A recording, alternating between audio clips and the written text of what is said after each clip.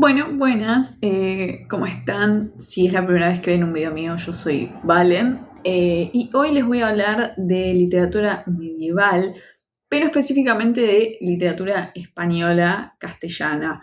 Esto lo hago porque en varios videos hablé sobre esta materia que yo en realidad cursé en la facultad y vi como personas medio interesadas en el tema, entonces dije, bueno, voy a hacer un video hablando de los libros que tuve que leer para esta materia y contarles más o menos un poco de qué se trata cada uno por si hay alguien que le interesa y quiere leer por su cuenta estos libros, que esto igual no va a ser una clase, yo no les voy a enseñar cosas tipo teóricas, sino que voy a contarles más o menos de qué se tratan los libros. Este año porque la cursé este año, esta materia, leímos, o sea, trabajamos más que nada 10 libros o 10 textos, porque hay algunos que no llegan a ser tan largos, muy distintos y nada, les voy a contar de qué se tratan. El primero fue el Mio Cid, que fue incluso el que más tiempo creo yo que le dedicamos en el cuatrimestre, porque al profesor le encanta el libro, que es algo que igual, si por alguna razón están en la Facultad de Filosofía y Letras, el programa cambia todo el tiempo. O sea, yo tengo entendido que gente que cursó años anteriores no trabajó este texto.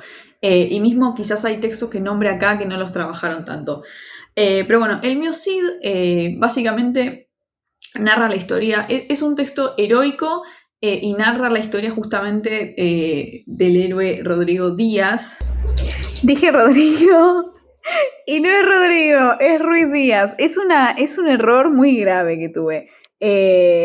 Porque claramente estuve meses trabajando ese texto. Tuve que rendir sobre ese texto. Y me salió Rodrigo. Que vendría a ser el Mio Cid. Que en un principio, o sea, hay muchas particularidades en el texto. Que es que, por ejemplo, falta la primera parte. O sea que si van a buscar el libro, arranca raro y van a decir ¿qué? Que lo que tiene aparte que yo este texto lo trabajé más que nada en castellano antiguo y era de los primeros, o sea, más o menos este libro es del 1100, 1200, entonces el tipo de castellano es muy distinto al tipo de castellano que trabajamos al final del año.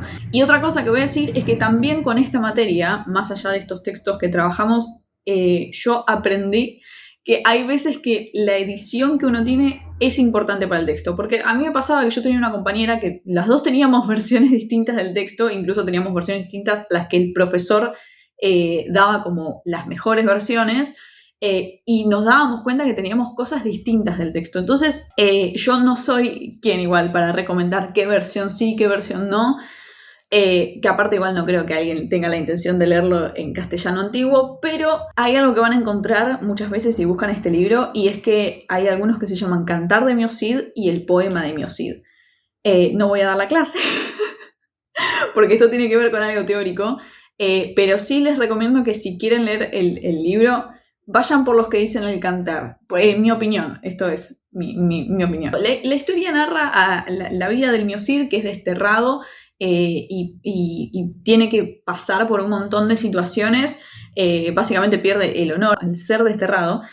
Entonces, nada, nos cuenta su historia, la historia de sus hijas también, la historia de los enemigos, y lo que tiene de particular es que los relatos épicos de esa época eran medio sanguinarios los héroes, y este héroe es muy humano, es muy sentimental, es muy pacífico también al mismo tiempo, entonces es un tipo de relato distinto a lo que venía haciendo en esa época, que uno puede esperar, bueno, se pelea con tal y va y lo quiere matar, y el Mio Cid es completamente distinto en ese aspecto. Después otro texto que trabajamos bastante también son Los Milagros de Nuestra Señora de Berceo, que ese justo lo nombré y hablé un poco más en el video del wrap-up de mitad de año, porque es un texto que a mí me pareció bastante gracioso. Es un texto que no sé si lo van a encontrar en castellano actual. Yo lo tuve que leer, como digo, en castellano antiguo, y era un castellano todavía muy difícil de comprender a la perfección. Que bueno, el texto son distintos milagros, que en realidad es una traducción, pero en esa época las traducciones se le agregaban cosas, eran muy distintas, y terminaba siendo un texto bastante original al final, que son distintos milagros que sucedieron y son de la Virgen, o sea, son milagros de la Virgen, no de Dios en particular, sino de la Virgen.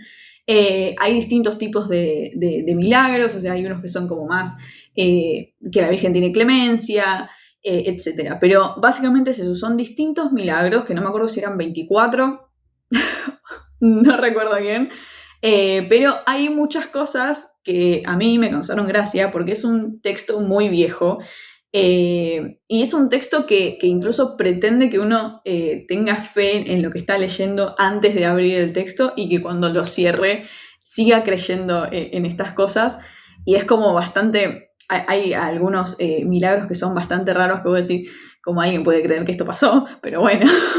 Y hay muchas cuestiones, es un texto muy religioso, o sea, si no se dieron cuenta, yo lo aclaro por las dudas. Después otro texto que trabajamos es la historia de España, que no sé si ese lo van a encontrar en algún lado, que básicamente es la historia de España, que esto lo manda a escribir en realidad Alfonso, uno de los reyes de España, que era bastante narcisista, y manda a escribir la historia antes de que finalice. Antes de que finalice su mandato, todo, él manda a escribir la historia por gente suya, o sea, gente que él decide que la escriba, que también todo pasa en un contexto muy distinto a como se venía escribiendo los textos así de historia, y todo el tiempo es un texto que remarca mucho que Alfonso era lo más, entonces nada, o sea, lo trabajamos un poco más que nada por esa cuestión de cómo se escribía la historia en esa época. Después tengo dos textos que son bastante similares entre sí, que son el libro del Caballero Plácidas y el Caballero Cifar, que ambos tienen obviamente la particularidad que es de caballeros, y lo que tiene es que Plácidas es mucho más corto, no me acuerdo si literal no me acuerdo si eran 10 páginas o yo había tenido que leer 10 páginas nomás, no, la verdad no recuerdo, pero es mucho más corto que el Cifar.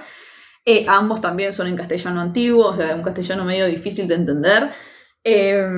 Y lo que tiene es que, por ejemplo, en el Cifar empiezan a aparecer estos exemplos, se llaman de forma técnica, que son como cuentitos que dejan una moraleja y aparecen en el Cifar, pero básicamente ambos caballeros, por alguna razón distinta, tienen que irse de su pueblo, tienen que hacer un camino. El Cifar es porque los caballos que él tenía se le estaban muriendo y eso implica una pérdida de honor, o sea, ¿cómo puedes ser un buen caballero si se te mueren tus caballos, básicamente? Y aparecen un montón de cuestiones más así de simbolismo, de que a ambos, por razones de la vida, distintos animales se llevan a sus parientes, o sea, ahora no recuerdo bien quiénes eran. Y básicamente el texto es sobre eso, que también son textos que tienen cuestiones religiosas, porque ambos buscan a Dios. Es más, el Cifar también se lo menciona como el caballero de Dios.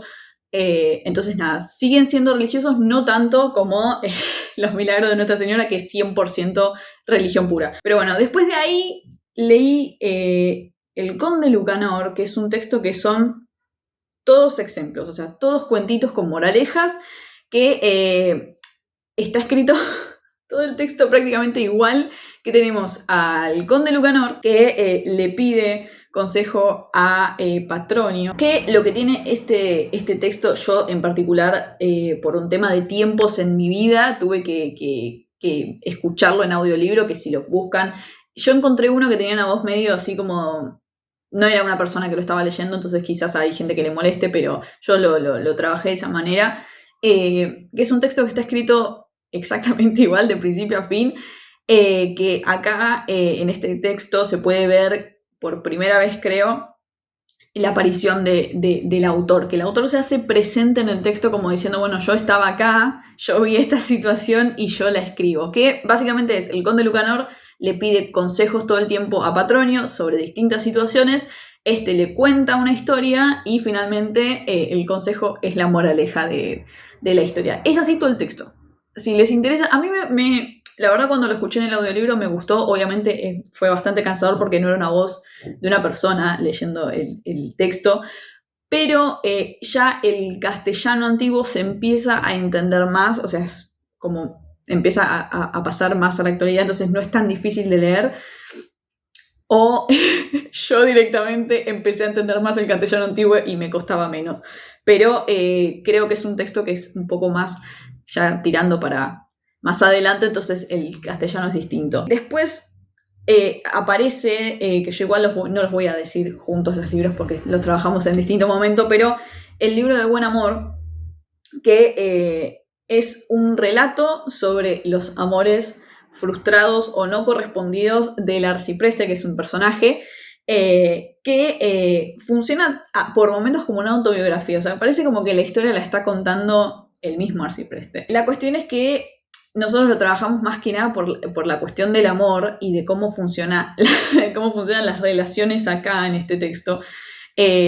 Porque, por ejemplo, hay un momento en el que al arcipreste le recomiendan ponerse en pareja con una monja, porque la monja no le iba a pedir casamiento, porque la monja no le iba a venir con un montón de cosas que en esa época las mujeres pretendían. Entonces era como un amor mucho más libre, o sea, como que no hay regla, no hay nada. Pero acá aparece un personaje que son las alcahuetas, que están en un montón de textos, tipo en uno que voy a nombrar más adelante aparece, porque claramente el hombre no puede entrar a la iglesia, no puede entrar al convento, entonces aparece este personaje que es justamente una mujer, en la gran mayoría de relatos es una mujer, que labura de esto, o sea, le pagan por ir a convencer y a hacer ese proceso de seducción a la mujer, cosa que el hombre en ese momento no puede hacer. Entonces esas son como las cosas, los puntos principales, pero es un texto que trata sobre básicamente el amor y es bastante entretenido. Después, otro texto que hablé muchísimo y es el que recomendé justamente en el wrap-up es Grisel y Mirabella, que es un texto que de todos los que leí es el que más me gustó. Es incluso el que más trabajé porque tuve que exponer oral de ese libro. Es corto, es fácil de entender el castellano antiguo, o sea, se entiende muchísimo.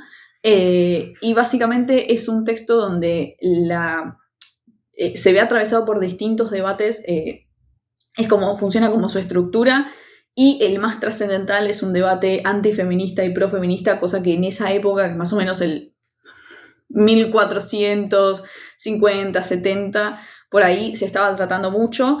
Pero básicamente el texto es Mirabella, que es la hija del rey de Escocia, estaba recluida, cosa que también es algo bastante común que en el libro de Buen Amor pasa, en este pasa y en uno que voy a decir después también, que es que las mujeres estaban todas encerradas por alguna razón, que en este caso el rey no quería que ella se case con nadie porque era hija única, y quería que si se casaba sea con alguien que él elija, entonces la tenía encerrada. Cuestión que ella conoce a Grisel, tienen un romance a escondidas hasta que, bueno, alguien los delata, y ahí empieza a transcurrir la historia. O sea, lo que dije no es ningún tipo de spoiler, así que quédense tranquilos, pero la cuestión es esa. Y se van dando distintos debates a lo largo de la historia, y el más importante es el antifeminista y profeminista. Después, uno que la verdad yo no sé si o falté justo a esas clases, porque tengo que decir que en el final falté a algunas clases y no lo tuve que trabajar en ningún momento, fue Cárcel de Amor, que es un texto que estaba en el programa, así que solamente por eso lo digo, pero yo no llegué a leerlo incluso, y tampoco me tocó trabajarlo en algún parcial, en algún práctico que yo recuerde. Pero básicamente Cárcel de Amor cuenta la historia de un caballero que ama a una princesa y es llevado a la cárcel del amor por el deseo que él tiene, donde todo aquel que ama y no es correspondido es apresado. Eso es lo único que sé, no les puedo decir mucho más. No sé la complejidad del castellano, si se entiende o no se entiende, pero bueno, eso lo dejo, si por alguna razón les llama la atención, búsquenlo. Y por último, el último texto que trabajamos, e incluso hicieron una como representación, porque es más como una obra, es la tragicomedia de Calisto y Melibea, que es la Celestina, en otras palabras, que acá también tenemos el personaje de la alcahueta, mujeres recluidas, todo lo mismo, pero tiene un tinte mucho más cómico por momentos. Pero básicamente en este texto tenemos a Calisto, que está enamorado de Melibea, que también tiene que recurrir a una alcahueta, que vendría a ser la Celestina, para convencer y enamorar a Melibea, cosa que él no podía hacer porque los padres estaban en la misma situación, no querían que ella se case con nadie, básicamente. Y nada, eso. Esos fueron los textos que trabajé. Trato de decirlo todo bastante resumido porque en realidad yo podría explayarme un montón y que quede un video de 1 hora. Pero nada, hay algunos que pueden llamarles más la atención que otros. Yo la verdad desconozco si van a encontrar varios de estos textos en castellano actual. No tengo ni idea. Yo sé que el Conde Lucanor seguro sí, el Miocid también, porque son textos que son clásicos. Pero nada, eso. Eso es todo por este video. Espero que les haya gustado y les haya servido. En la descripción están todos los links a mis redes sociales por si me quieren seguir en algún lado. Está el link a mi podcast.